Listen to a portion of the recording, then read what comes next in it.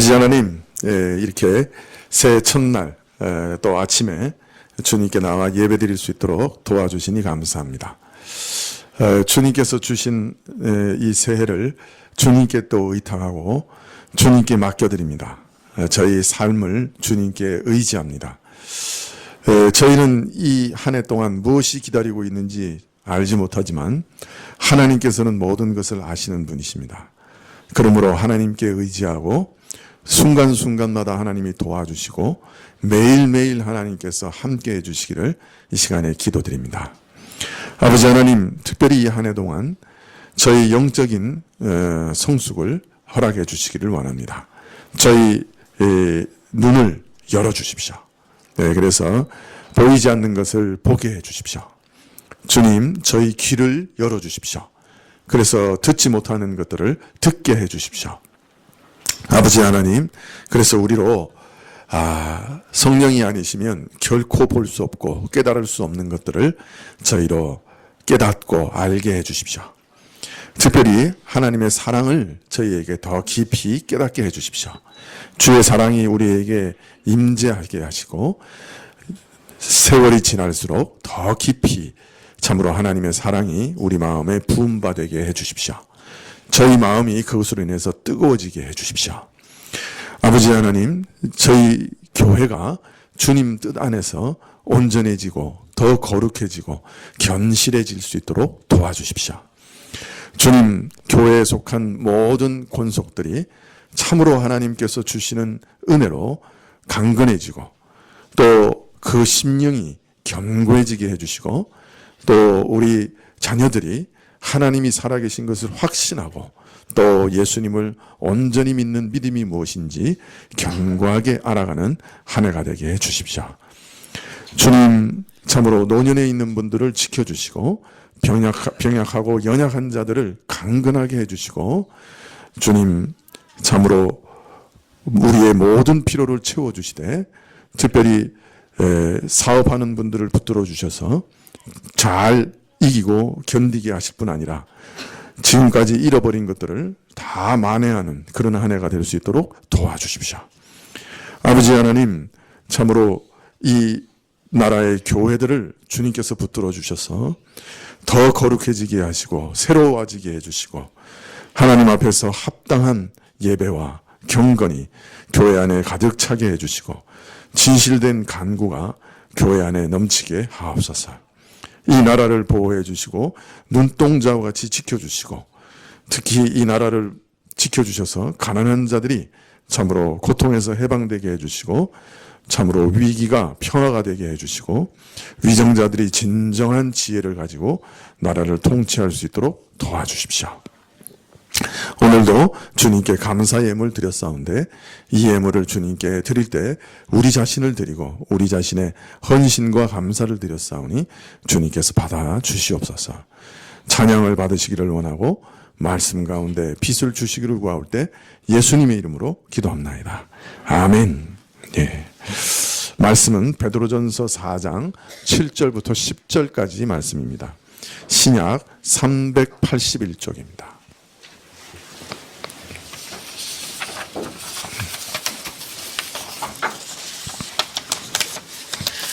베드로전서 4장 7절부터 10절까지 신약 381쪽입니다.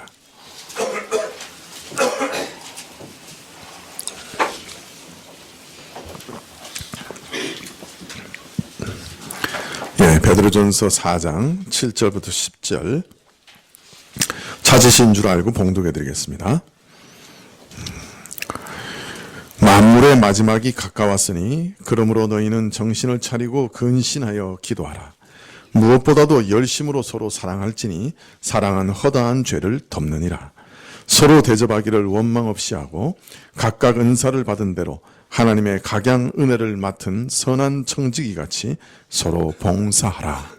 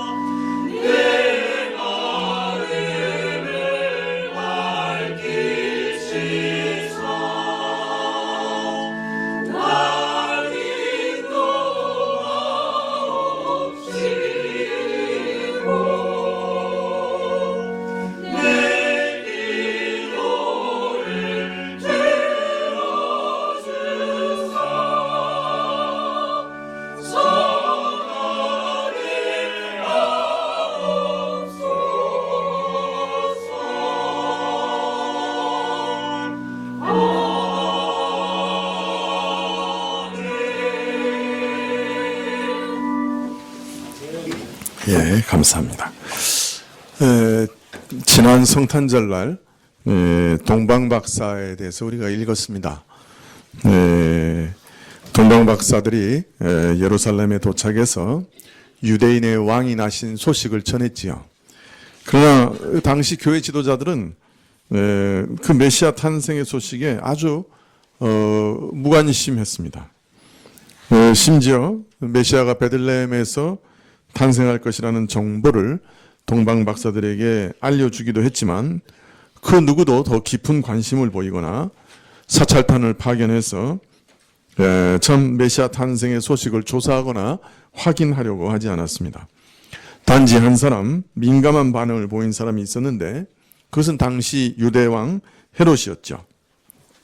헤롯은 구약에 능통한 학자들을 동원해서 메시아의 탄생지가 베들레헴이다 하는 사실을 알아내고 동방박사들에게 알리면서 아기를 찾으면 자신도 경배하겠다 약속합니다.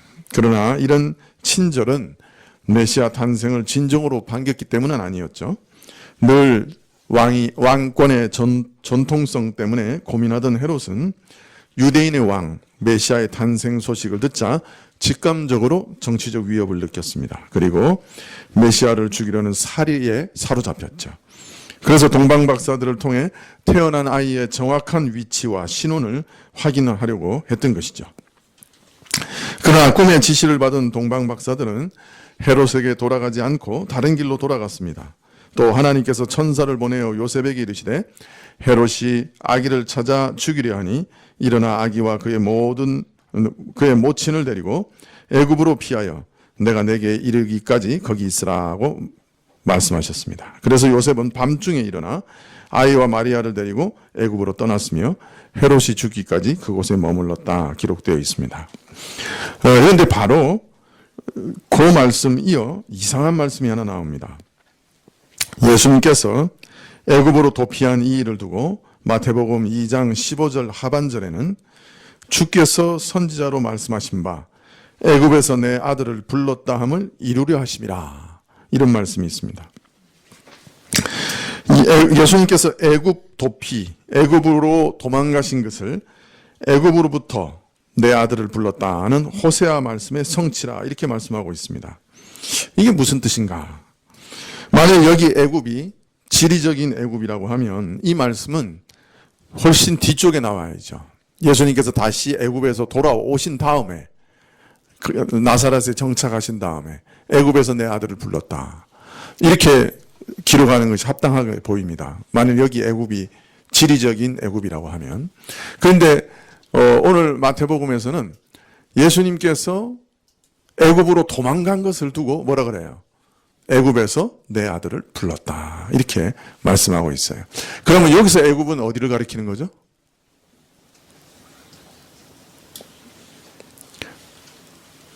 여기서 애굽은 바로 헤롯이 통치하는 이스라엘을 가리키는 거죠. 그래서 이 말씀은 사실 왜 당시 이스라엘이 그 메시아 탄생의 소식에 그렇게 무관심했는가 하는 것을 그 가장 근본적인 이유를 딱 보여주는 말씀이에요. 그러니까 당시 헤롯이 통치하는 이스라엘은 겉모습은 교회인데 본질은 어떤 교회예요? 애굽에 포로된 교회예요. 세상 세력에 노예된 교회예요. 그래서 겉모습은 이스라엘인데 교회인데 본질은 세상이에요. 겉모습은 교회인데 본질은 애굽이에요. 그래서 메시아가 탄생하니까 그 메시아를 환영하는 게 아니고 그 메시아를 죽이려고 했어요. 애굽이기 때문에. 그래서 그 영적인 애굽에서부터 예수님을 불러냈다. 출애굽시켰다. 이렇게 말씀하고 있는 거예요. 참 무서운 말씀이죠. 당시 이스라엘은 헤롯이 다스리는, 즉 세상 왕이 다스리는 교회요. 교회 지도자들도 모두 세상 사람들이라. 그래서 세상에 포로되어 있고 세상에 종살이하는 교회라. 그래서 예수님 탄생 당시 교회 모습이 이러했기 때문에 메시아 탄생에는 관심이 없었고 오히려 자신들을 위해 오신 메시아를 죽이려고 했다. 그렇게 말씀하고 있습니다. 불행하게도 타락한 교회의 이런 모습은 예수님 당시에만 있었던 거 아니에요. 그 이후에도 여러 번 있었어요. 교회가 완전히 거덜나고 세상 속에서 완전히 교회가 사라질 뻔한 그런 일들이 교회의 역사에 여러 번 있었어요. 물론 이제 물리적인 게르만 민족의 침입이라든지 이런 것도 있었지만, 특별히 종교개혁 당시에 로마 카톨릭 교회는 교황이라는 사람이 다스리는데 그 사람은 세상의 왕과 똑같았어요. 교회 지도자들이 있었는데 세상의 지도자들하고 똑같았어요. 그래서 이런 교회에서 출애굽하기 위해서 사실은 종교개혁이 필요했던 것이죠. 자, 그런데 더 놀라운 사실은 예수님께서 다시 오실 때, 예수님이 재림하실 때도 교회는 이처럼 타락해서 세상에 포로된 상태에 있을 것이라고 예수님께서 예언하고 계세요. 예수님의 재림을 기대하거나 바라지 않을 것이고 오히려 교회가 예수님을 대적하고 적대시할 것이라고 예언하고 계시는 거예요. 그래서 누가복음 18장 8절 하반절에 보면, 그러나 인자가 올 때 세상에서 믿음을 보겠느냐? 이렇게 오히려 질문하고 계세요. 세상에서 믿음을 볼 수 없을 거예요. 네. 교회 안에서도 믿음을 볼 수 없을 거예요. 그것이 예수님 재림 직전의 교회의 모습이에요. 교회가 세상에 포로되어 예수님께서 처음 오실 때와 마찬가지로 예수님에 대해서 무관심하고 심지어 예수님에 대해서 적대적일 것이라고 예수님께서는 예언하고 계신 거예요. 멀리 볼 것도 없어요. 오늘 우리 한국 교회만 보아도 어떻습니까? 오늘 한국 교회를 보신다면, 특히 이 개신교를 보신다고 하면 루터가 뭐라 그럴까요? 다시 종교개혁이 좀 필요하겠다. 이렇게 말씀하실지도 모르겠죠. 네, 그만큼 심각한 상황이죠. 그동안 한국교회 지도자들은 마치 헤롯처럼 세상의 영광과 세상의 세력, 세상의 재물, 그리고 사람들의 인기를 추구했습니다. 그리고 신자들에게도 똑같은 것을 추구하라고, 세상에 좋은 것을 구하라고 가르쳤죠.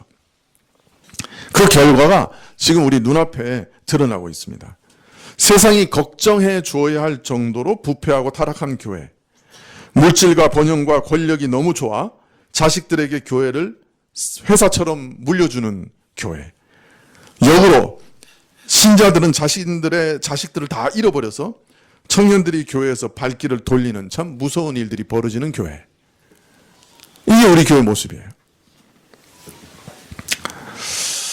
세상 재벌처럼 물질과 사랑과 권세가 많아서 그 교회를 자식에게 세습시키려고 하는 목사님들이 진심으로 주 예수여 어서 오십시오 라고 기도할 수 있을까요? 어떻게 생각하세요? 지금 자신이 누리고 있는 것이 너무 좋아서, 자신이 누리고 있는 권세, 물질, 영광, 명예, 이런 것이 너무 좋아가지고 그걸 무리를 해서라도 자식에게 물려주려고 하시는 그분이 주 예수여 어서 오십시오 라고 정말 간절하게 기도할 수 있을까요? 저는 좀 아닐 것 같은데요. 오지 마십시오. 그러실지도 모르겠어요.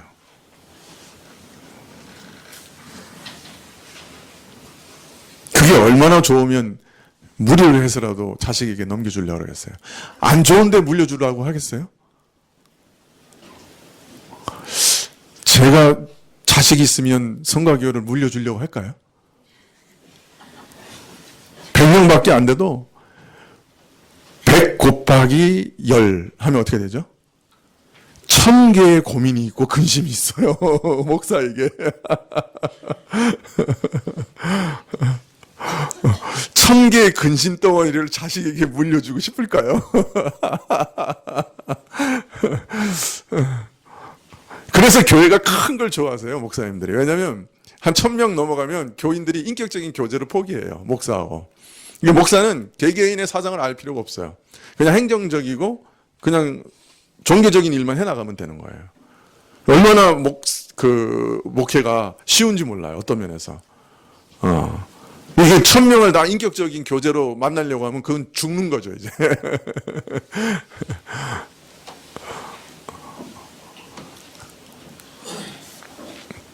매우 좋으셔서 자식에게까지, 좋지 않은데 자식에게 물려주려고 하겠어요? 물려주려고 하신다. 네, 아마 그분은 지금 누리고 있는 것을 잃어버리지 않을까 걱정하실 것 같아요.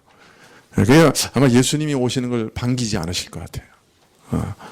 그렇다면 예수님의 예언이 지금도 한국교회 안에 이루어지고 있는 것 아닌가, 그런 생각이 들어요.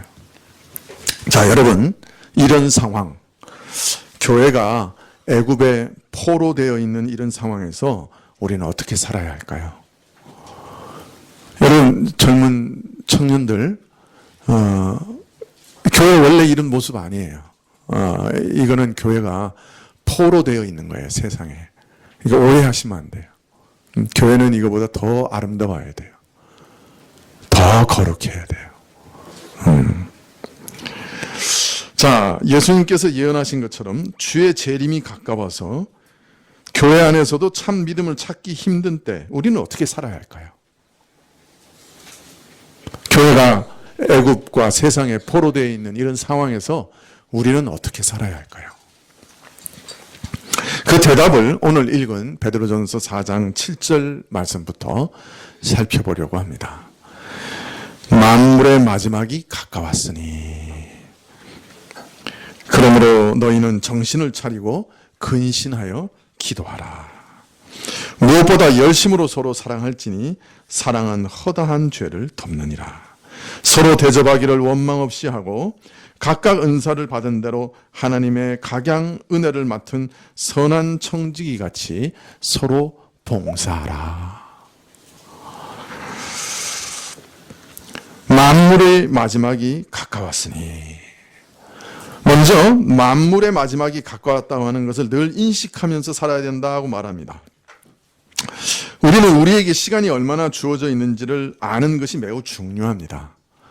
이 세상 만물에 주어진 시간이 얼마나 남았는지, 또 나에게 주어진 시간이 얼마나 남았는지, 우리에게 주어진 시간의 유한성을 인식하고 살면 우리는 긴장감을 가지고 살아갈 수 있습니다. 제가 총무를 그만두고 내가 이제 좀 삶을 다시 재정비해야 되겠다, 이런 생각이 들었습니다. 그리고 나서 가만히 생각하니까 일단 이렇게 이 생각이 들더라고요. 내 눈이 얼마나 지금처럼 지탱해 줄 수 있을까? 몇 년이나 내가 지금처럼 읽을 수 있을까? 내 체력과 내 머리가 얼마나 지금처럼 지탱해 줄 수 있을까? 그러고 보니 인생의 황금 같은 중요한 몇 년을 어영부영 보낸 것이 후회되고, 남은 얼마라도 좀 더 읽고 좀 더 생각을 가다듬고 좀 더 믿음을 정비해야 되겠다, 그런 생각이 들었습니다. 그래서 처음 신학교 시절에 읽었던 책들부터 다시 읽기 시작했습니다. 시간이 많이 지난 다음에 다시 읽으니까 또 새로운 맛으로 다가오기 시작했지요. 지난해 9월 총회 일을 그만둔 후에, 지난해가 아니군요, 지지난해 9월, 이거 타이핑 칠 때는 지난해였는데 설교할 때는 지지난해요. 아이고, 세월이 이래요. 지지난해 9월에 총회 일을 그만둔 후에 총회장님들이 저 좀 원망을 많이 했어요. 아니, 전 총무가 이런 중요한 총회 행사들에 참여하지 않으면 어떻게 하는가 섭섭해하시고 또 질책하시는 분들도 있었습니다. 그러니까 사실을 말씀드리면 읽고 생각하느라 정말 시간이 없었어요. 그래서 참여 못한 것이죠. 앞으로도 읽고 싶은 부분들이 많아서 시간을 내는 것이 쉽지 않을 것 같습니다. 사실 남은 시간을 생각하니까 마음이 많이 조급해졌어요. 내 눈이 얼마나 버텨줄까, 그 생각을 하니까 아주 마음이 조급해지더라고요.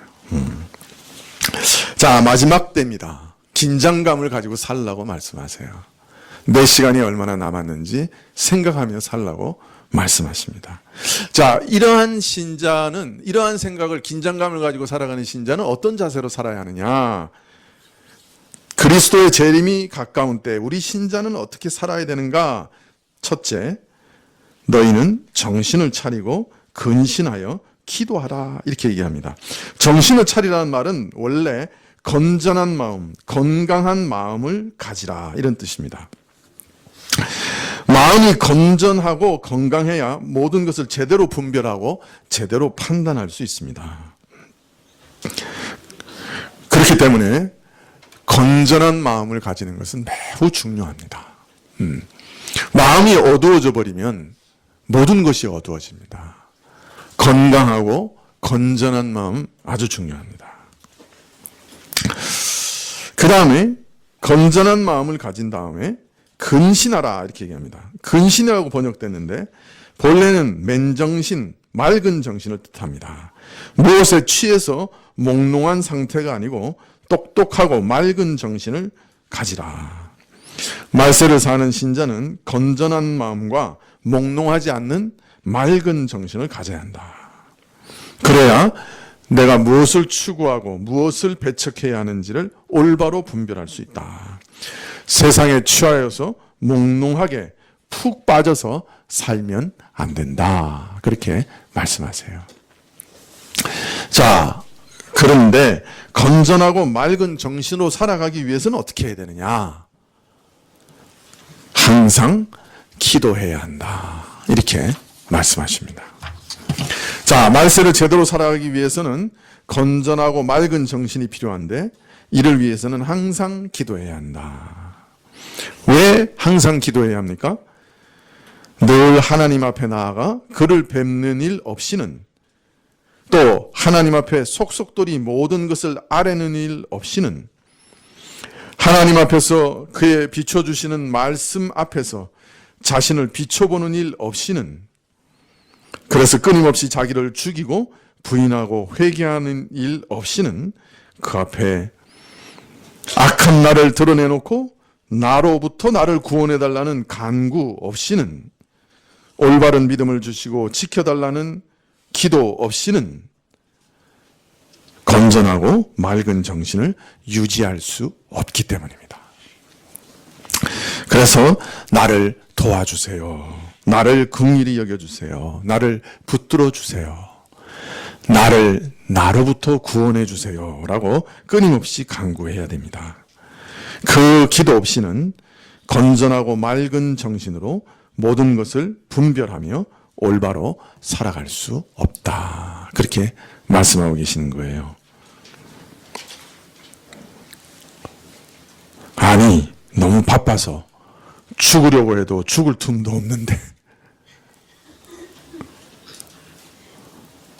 너무 바빠서 죽을 틈이 없어. 유혹과 미혹이 끊임없이 닥치는 세상을 살아가면서 어떻게 깨어 경성해서 늘 기도할 수 있을까요? 그런 여유가 어디 있을까요? 사실 회사에서도 몰아치고 집에 와도 몰아치고 사방에서 몰아치는데 어디 깨어서 경성하며 기도할 여유가 있겠습니까? 또 우리 삶에는 예상치 못한 일이 쥐레밭처럼 터집니다. 아마 2019년에도 우리 삶에 다양한 일들이 일어날 것입니다. 지금은 어느 때보다 정치적, 경제적, 사회적, 국제적으로 급속한 변화와 팽팽한 긴장감 속에 살아가는 시대이기 때문에 정녕 내일 어떤 일이 닥칠지 예측 불가능한 시기입니다. 미래에 어떤 일이 닥칠지 모른다는 말은 내 손에 미래가 내 손아귀에서 떨어져 있다.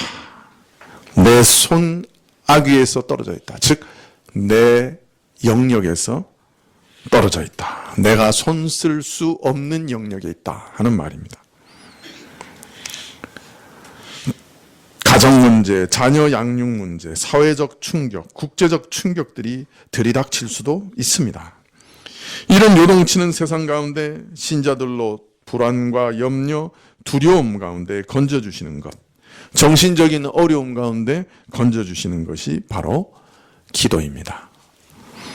지금 세상의 변화 속도는 아무도 따라갈 수 없습니다. 그래서 우리는 사실 정신이 빠져 있는 것 같습니다. 정신이 하나도 없어요. 그래서 어떻게 해야 됩니까? 정신 차리게 기도해야 됩니다. 여러분, 바쁘니까 기도해야 됩니다. 정신 없으니까 기도해야 됩니다. 두려우니까 기도해야 됩니다. 우울하니까 기도해야 됩니다. 기도해야 정신 차리고, 그나마 정신 차리고 살 수 있습니다. 그래서 기도에 대해서 계속 말씀드리는 거예요. 지금은 정말 기도할 때입니다. 기도하고 정신 차리십시다. 건전하고 맑은 정신을 유지하기 위해 힘씁시다. 그래서 뭘 위해서 기도하셔야 돼요? 건전하고 맑은 정신, 정신 차리며 살게 해 주십시오. 그거 올 한 해 동안 기도하셔야 됩니다. 예, 안 그러면 지금 우리 완전히 정신 쏙 빠져나갑니다. 세상이 지금 우리를 그렇게 만들고 있어요. 자, 마지막 때 신자는 어떤 사세로 살아야 되는가? 두 번째, 무엇보다 열심으로 서로 사랑하라고 말씀합니다. 무엇보다, 여기서 가장 중요한 것은 그런 뜻입니다. 열심히 서로 사랑하라. 무엇보다라고 얘기했으니까 베드로 사도가 마지막 때 성도들에게 있어서 가장 중요한 것이 뭐냐? 이것이라는 거예요. 서로 사랑하는 것이라는 거예요. 서로, 이것은 가정이나 사회나 교회나 다 말씀하시는 거지만 특별히 여기서는 교회를 얘기하십니다. 바로 이어서 은사에 대해서 얘기하시기 때문에 교회에서 서로 사랑하라. 그렇게 말씀하시는 거예요. 즉, 베드로 사도가 지금 마지막 때 가장 중요하게 생각해야 되는 것은 교회의 건전성이라는 말입니다. 교회가 교회다워야 된다는 말입니다. 이 일에 최고의 관심을 가지고 이 일에 열심을 내고 힘을 쏟아야 된다. 말세를 사는 우리 개개인의 자세에 대해서 먼저 말씀하시고 건전한 마음과 맑은 정신이 중요하시다고 말씀하셨지만 바로 말세에 무엇보다 중요한 것은 건전한 교회다, 이렇게 말씀하고 있습니다. 교회는 그리스도의 몸입니다. 이전에 예수님께서는 육신을 입고 이 땅에 거하시면서 역사하신 적이 있었습니다.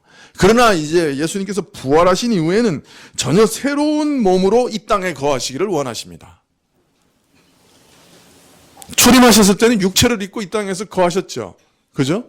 사람들을 만나셨죠. 근데 이제 예수님께서는 부활하신 후에는 완전히 새로운 몸으로 사람들을 만나시기를 원합니다. 그 몸이 뭐예요? 교회입니다. 그래서 우리는 교회는 뭐라고요? 그리스도의 몸이라 그렇게 얘기하잖아요. 그리스도께서 우리 교회의 머리셔요. 그래서 이제 예수님은 바로 우리 교회를 통해서 온 세상 가운데서 역사하시고 온 세상에서 사람들을 만나기를 원하십니다. 세상에서 이 교회를 통해 일하시기를 원합니다. 과거에 인간의 몸을 입으시고 이 땅에서 활동하셨듯이 이제 교회라는 유기적 공동체를 새로운 몸으로 입으시고 세상 속에서 일하기를 원하시는 거예요. 주님께서 성령을 통해 우리 가운데 임재하시고 이런 주님의 영적 임재는 이제 그의 몸인 교회를 통해 유용화되고 세상에 보여지게 되는 것입니다. 세상에 그 복을 전달하게 되는 것입니다. 근데 만일 죄와 죽음의 세력이 지배하는 세상에 성령의 생명과 부활의 생기를 불어넣는 이 그리스도의 몸이 없다고 하면 어떻게 될까요? 그렇기 때문에 우리 신앙생활의 목표는 개인 구원과 영적 성숙의 차원을 넘어 주님이 원하시는 교회를 세우는 것이 되어야 하는 것입니다.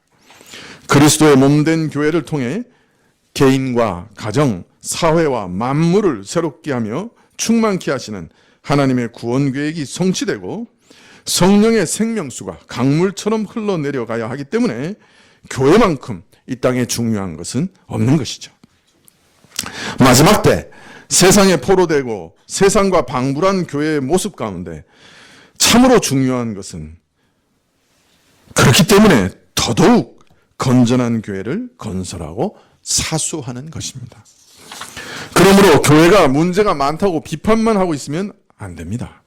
교회가 제 기능을 회복하고 발휘하도록 우리부터 경성하여 깨어 일해야 합니다.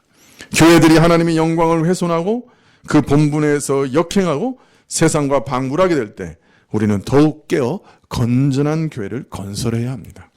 이것은 포기할 수 없는 일이기 때문이죠. 자, 그러면 건전한 교회는 무엇으로 건설할 수 있을까요? 무엇보다 열심으로 서로 사랑함으로 건설할 수 있습니다. 열심으로라는 말은 끝까지라는 말입니다. 사랑과 미움 사이를 하루에도 12번씩 왔다 가는 변덕스러운 우리 마음에서 끝까지 어떻게 서로 사랑할 수 있을까요? 그것은 성령께서 도우셔야만 가능하겠죠. 사도 요한은 이런 사랑의 중요성에 대해 요한일서 4장 11절 이하 이렇게 얘기합니다.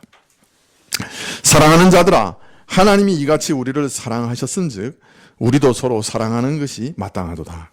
어느 때나 하나님을 본 사람이 없으되 만일 우리가 서로 사랑하면 하나님이 우리 안에 거하시고 그의 사랑이 우리 안에 온전히 이루느니라. 그의 성령을 우리에게 주심으로 우리가 그 안에 거하고 그가 우리 안에 거하시는 줄을 아느니라. 어느 때고 하나님 본 사람 없어요. 그래서 하나님의 임재도 원칙적으로는 비가시적이에요. 무형적이에요. 이거 하나님의 임재를 우리가 눈으로 볼 수 없어요. 그런데 그 영적 임재를 눈으로 보게 하는, 경험할 수 있게 하는 방식이 있어요. 그건 뭐냐면 우리가 서로 사랑하는 거예요. 우리가 서로 사랑하는 가운데 하나님께서 우리 안에 거하시는 것을 우리는 보게 되고 경험하게 되는 거예요. 믿는 형제들이 서로 동거하며 참 진리의 말씀을 나누며 예배드리며 참 사랑의 교제를 나눌 때 바로 신자들은 교회 안에 거하는 하나님의 임재를 자신들의 눈으로 체험할 수 있게 되는 것입니다.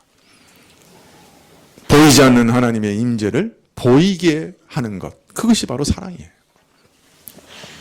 자, 그런데 이렇게 서로 사랑하는 것이 참으로 중요한 이유는 베드로 사도가 오늘 말씀하시기를 사랑은 허다한 죄를 덮기 때문이다, 이렇게 말씀합니다. 여러분 기억나세요? 구약에서 노아가 술 취해서 벌벗고 누워 있었죠? 그죠? 근데 두 아들은 어떻게 했어요? 덮을 것을 가져다가 아버지를 덮어줬죠. 그런데 한 아들은 어떻게 했어요? 아버지를 비방했죠. 네. 그 아들 함이 아버지의 허물을 덮어주지 않은 것을 성경은 굉장히 책망하고 있죠. 사랑은 허물을 덮어주는 것에서 완성됩니다. 요즘은 누구든지 비방을 잘하죠. 비판을 잘합니다. 남의 약점과 허물을 들추어내서 공격하는 일을 아주 좋아합니다. 교회도 마찬가지예요. 어떤 사람의 실수 때문에 교회가 시험 드는 일은 별로 없습니다. 항상 그것을 말로 옮기는 사람들 때문에 문제가 생기는 것이죠. 우리는 덮어줘야 합니다. 허다한 죄를 덮는 사랑은 우리가 먼저 하나님으로부터 체험한 것이에요. 그래서 우리도 다른 사람의 허물을 덮어줘야 합니다. 여러분, 우리를 의롭다 하신 칭의는 우리가 여전히 죄인임에도 불구하고 그리스도의 의를 옷 입게 하신 겁니다. 그의 옷으로 우리를 덮어주신 거예요. 그의 온전한 의로 우리를 덮어주신 거예요. 우리는 지금도 이 의를 의지하고 있고 하나님 존전에 갈 때까지도 그 의를 의지할 것이고 마지막 때도 그 의를 온전히 경험하게 될 것이에요. 아, 내가 그리스도께서 그 자신의 의로 나를 덮어주시는 것이 어떤 은혜와 능력이 있는가, 그것을 체험하게 될 것이에요. 예수님이 먼저 우리를 덮어주신 거예요. 죄 많은 우리를 그의 의로 덮어주신 거예요. 그러므로 우리도 사랑으로 서로 많은 죄와 허물을 덮을 수 있어야 돼요. 자, 올해 한 해 첫째 뭐에 힘쓰자고요? 정신 차리기 위해서 기도하는데 힘쓰자. 두 번째, 사랑으로 서로의 허물을 덮어주는데 힘쓰자. 그리스도께서 우리를 자신의 의로 덮어주신 것처럼 서로 허물을 덮어주는데 힘쓰자. 일단은 우리 가정 안에서부터 덮어줘야 되겠죠. 서로. 그죠? 남편과 아내가 서로 덮어줘야 되겠죠. 왜 얼굴이 다 그렇게. 네. 예스가 아니고 할까 말까 망설이시는 얼굴 같아요. 어렵죠. 그러나 여러분, 진정한 사랑은 덮어줌에서 완성이 됩니다. 네. 덮어주지 않으면 우리는 살 길이 없는 사람들이에요, 사실. 네. 하나님 앞에서 우리가 우리 자신의 죄된 모습 그대로 드러나면 우리 그냥 지옥 밑바닥으로 던져져야 될 사람들일 거예요. 그죠? 하나님이 그 의로 덮어주셨기 때문에 우리가 하나님 앞에 담대함과 당당함으로 나가는 거 아닙니까? 만일 우리가 다른 사람도 만일 사랑으로 덮지 않는다면 누가 또 사람들 앞에 설 수 있겠어요? 자녀 앞에 정말 나를 공경해, 마음으로 공경해 라고 말할 수 있는, 자신 있게 말할 수 있는 부모가 또 얼마나 되겠어요? 자녀들도 부모를 덮어줘요, 사랑으로. 부모도 자녀의 허물을 사랑으로 덮어줘요. 남편은 아내의 허물을 덮어주고 아내는 남편의 허물을 덮어주고. 올 한 해 이것을 힘쓰십시다. 예, 이럴 때는 크게 아멘 하셔도 됩니다. 자, 그러나 죄를 덮어주는 일은요, 죄를 눈 감아주는 일은 아니에요. 갈라디아서 6장 1절에 형제들아, 사람이 만일 무슨 범죄한 일이 드러나거든 신령한 너희는 온유한 심령으로 그러한 자를 바로잡고 내 자신을 돌아보아 너희 시험을 받을까 두려워하라. 우리는 형제의 죄를 떠벌리지는 않지요. 그러나 은밀히 그 범죄를 바로잡으려고 노력해야 합니다. 우리 예수님의 사랑이 어떤 사랑입니까? 우리 죄를 사하시려고 십자가에서 우리 대신 죽으시고 우리가 받을 지옥의 형벌을 다 받으셨죠. 그래서 우리 죄를 사하셨어요. 우리를 정결하기 위해서 피를 흘리셨어요. 모든 희생을 다 치르셨어요. 그리고 오늘도 우리를 깨끗게 하기 위해서 하나님 우편에서 우리를 위해 기도하고 계셔요. 오늘도 우리 더럽혀진 발을 씻어주고 계세요. 주님의 사랑이 이런 사랑이지 않습니까? 더러운 것을 씻어주시는 사랑. 우리도 서로 사랑으로 섬기며 서로 정결케 하기 위해서 노력해야 되겠죠. 은밀하게 교정하려고 최대한 노력해야 합니다. 권면하고 권유하고 아니면 때리고 해야죠. 그러나 처음에는 1대1로, 두 번째는 두세 사람이, 안 되면 교회에 이렇게 순서를 밟아가며 아주 은밀하게 일들을 처리해 나가야 됩니다. 자, 이런 사랑에 대해서 더하여 베드로전서 4장 9절에 서로 대접하기를 원망 없이 하고, 직역하면 서로 원망 없이 낯선 사람을 사랑하기 힘쓰라, 이런 말입니다. 낯선 사람도 사랑하라. 나에게 돌아올 이익을 생각하지 말고 사랑하라는 뜻이죠. 왜냐하면 낯선 나그네를 사랑하는 것은 나의 이익을 생각하지 않고 상대방의 유익을 생각하는 참 사랑의 본질을 잘 드러내는 예이기 때문입니다. 그러므로 이 말씀은 남 몰래 이기적인 마음을 저 아래 숨겨놓은 것이 아니고 참 순전한 사랑으로, 상대방을 위하는 사랑으로 서로 사랑하라는 권면입니다. 원망 없이 사랑하라고 권하는 것은 나만 사랑하고 나만 희생하는 것 같아서 불평과 원망이 생기는 일들을 경계하시는 말씀입니다. 사실 사랑하다 보면 상처를 받습니다. 아무리 사랑해도 교정되지 않는 것 같고, 나는 사랑하는데 저는 나를 사랑하거나 올바로 대접해주지 않은 것 같습니다. 우리는 그래서 깊이 상처를 받습니다. 너가 나를 어떻게 이렇게 대할 수 있느니? 내가 너를 어떻게 사랑했는데 너가 나에게 이렇게 대접할 수 있어? 우리 마음은 상처를 받고 피를 흘립니다. 자, 그런데 우리 한번 생각해 봅시다. 사실 우리가 우리 주님을 어떻게 대접합니까? 우리 주님께서는 원수였던 우리를 먼저 사랑하셔서 우리를 위해 자기를 희생하시고 우리를 위해서 자기를 주셨죠. 우리는 그 예수님의 사랑을 깊이 감사하고 그분을 위해서 온 마음을 다 들여 그분을 사랑하고 있습니까? 아니면 언제 내가 날 위해 죽어달라고 했어요? 이러면서 별로 감사하지도 고마워하지도 않고 있습니까? 어느 쪽이에요?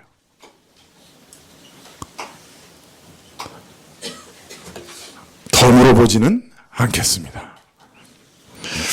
사실은 예수님의 사랑은 우리를 위해 자기를 희생하는 사랑보다 오늘도 우리를 참으시는 사랑이 더 기가 막힌 사랑입니다. 오늘도 예수님은 우리 신자들의 마음 문을 두들기고 계십니다. 그 마음 문을 두들긴다는 말씀은 계시록에 신자들에게 적용해야 하는 말씀이에요. 불신자에게 적용하시는 말씀이 아니고 오늘도 우리 마음을 두들기고 계십니다. 자, 내 마음을 열고 나와 함께 동거하자. 내가 너를 사랑하니 너도 나를 사랑하지 않겠느냐. 내 모든 죄를 버리고 나와 함께 가지 않겠니? 주께서는 날마다 우리를 모든 죄의 얽매임에서 풀어주시려고 합니다. 그런데 우리는 시큰둥합니다. 우리가 예수님에 대해서 얼마나 냉정합니까? 얼마나 귀찮아합니까? 얼마나 오랫동안 우리 마음 문 밖에 세워둡니까? 그런데 예수님은 놀랍고 신비하게 여전히 우리를 참으시고 기다리고 사랑하십니다. 이것이 예수님의 사랑이에요. 자, 그렇다면 우리도 그렇게 사랑해야 되지 않겠어요? 요한복음 13장 34절에 새 계명을 너희에게 주노니 서로 사랑하라. 내가 너희를 사랑한 것 같이 너희도 서로 사랑하라. 이 말씀은 어마어마한 무게를 가지고 있고 어마어마한 신비를 가진 말씀이에요. 내가 너희를 사랑한 것 같이 너희도 사랑하라. 내가 상처받았고 내가 푸대접받았고 내가 모욕당했고 내가 일방적으로 짝사랑하는 것처럼 너희도 그렇게 서로 사랑하라. 푸대접받아도 사랑하라. 모욕받아도 사랑하라. 상대방이 차갑게 대하더라도 사랑하라. 너가 어떻게 나에게 이럴 수 있니? 라고 피를 토할 때도 여전히 사랑하라. 그렇게 말씀하세요.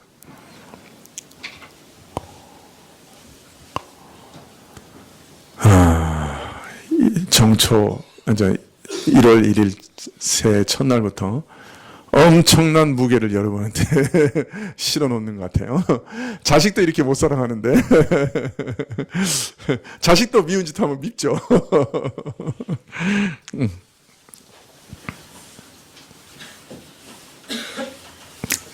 마지막 때 세상에 포로된 것 같은 교회들 속에서 너희는 서로 사랑함으로 건전한 교회, 하나님의 임재가 드러나는 교회를 건설하라. 서로 사랑으로 죄를 덮어주고 서로 사랑으로 교정하고 상대방이 어떤 반응을 보이든지 끝까지 사랑함으로 건전한 교회를 건설하라. 여러분, 이것은 우리 가정에서부터 시작해야 되겠죠? 그죠? 가정에부터 시작하고 교회로 옮겨오고 그렇게 해서 건전한 가정, 건전한 교회를 건설해 나가야 될 거예요. 우리 힘으로는 불가능하죠. 그러나 성령이 우리에게 임하시면 가능해요. 그러므로 기도해야 되겠죠.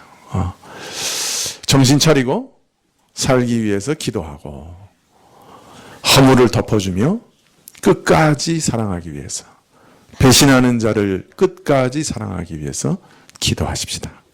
자, 마지막으로 베드로전서 4장 10절, 각각 은사를 받은데도 하나님의 각양 은혜를 맡은 선한 청지기 같이 서로 봉사하라. 교회 안에서 각각의 은사를 따라 봉사하라고 하십니다. 교회를 섬기기 위해 주신 은사는 과시하거나 자랑하라고 주신 것은 아닙니다. 청지기 같이 섬기라고 주신 것이죠. 청지기는 주인의 것을 맡아서 주인의 뜻을 따라 관리하는 사람입니다.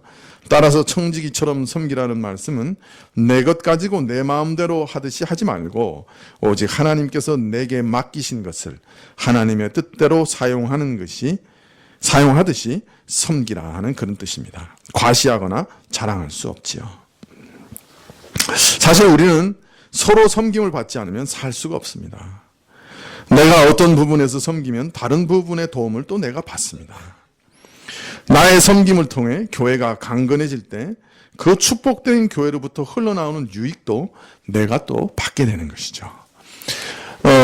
지난해 그 말쯤에 우리 정 선교사님 오셨었죠. 인도에서 사역하셨던.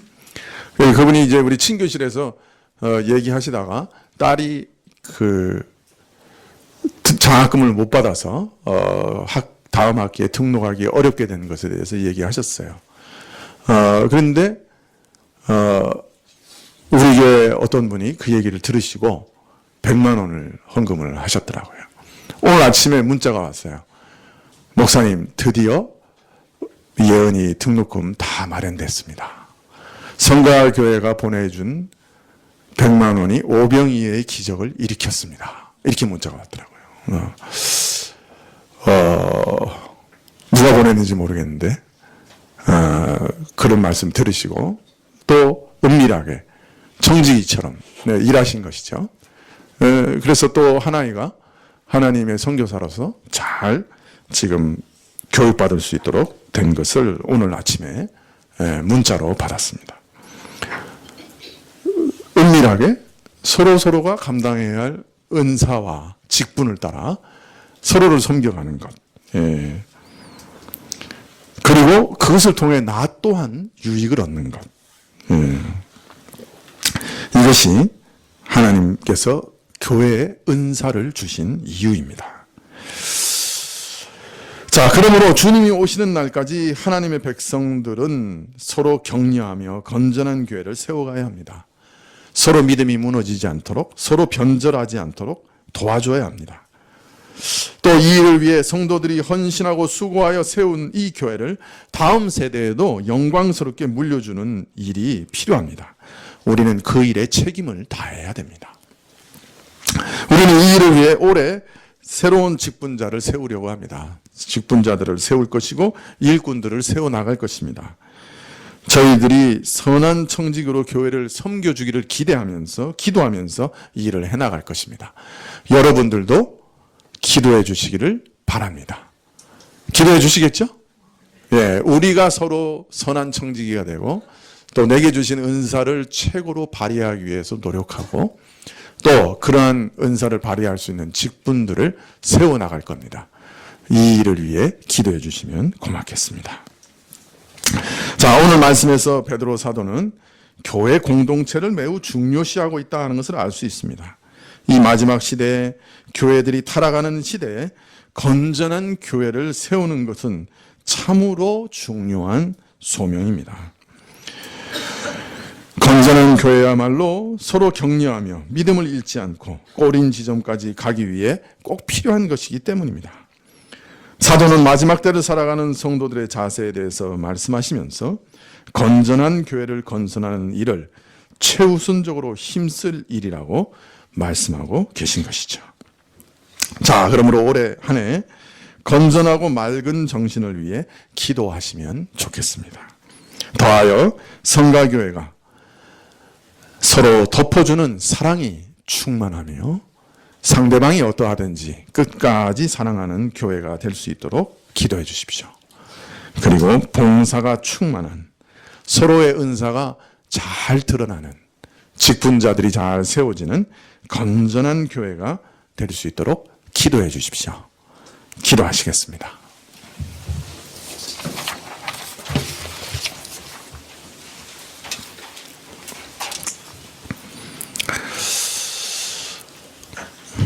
아버지 하나님,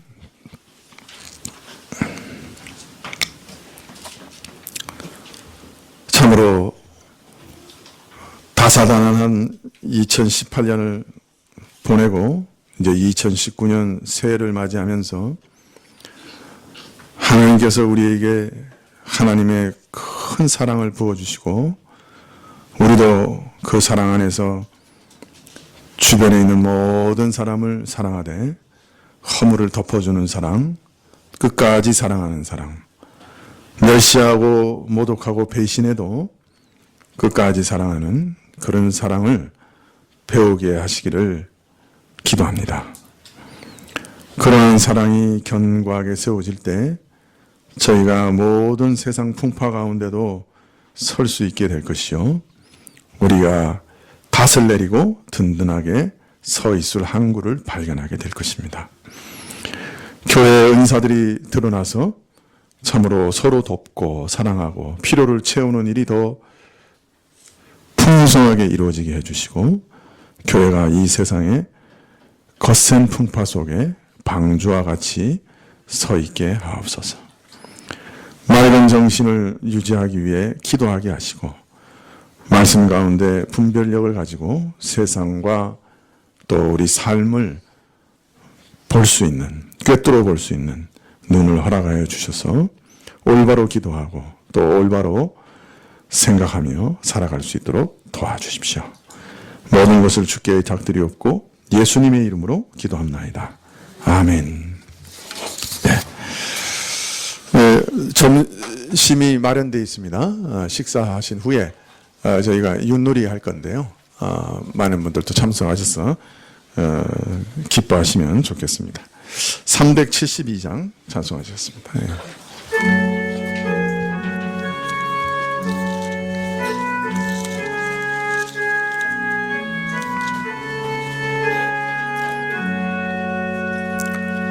나 맡은 본분은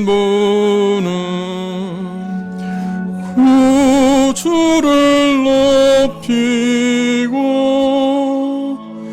문 영원 구원 얻도록 자림도함이라.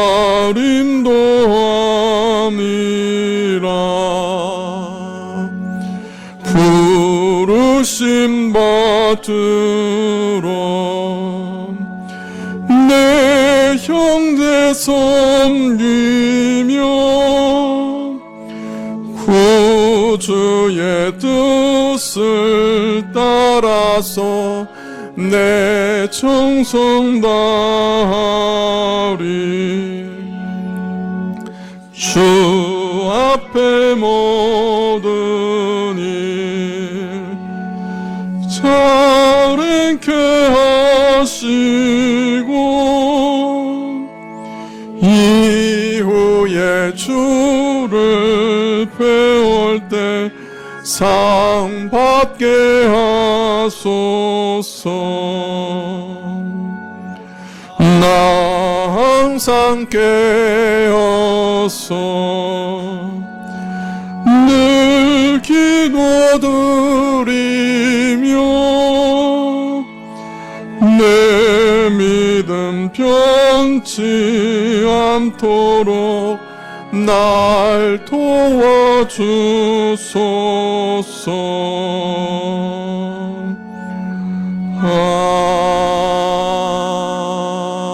아멘.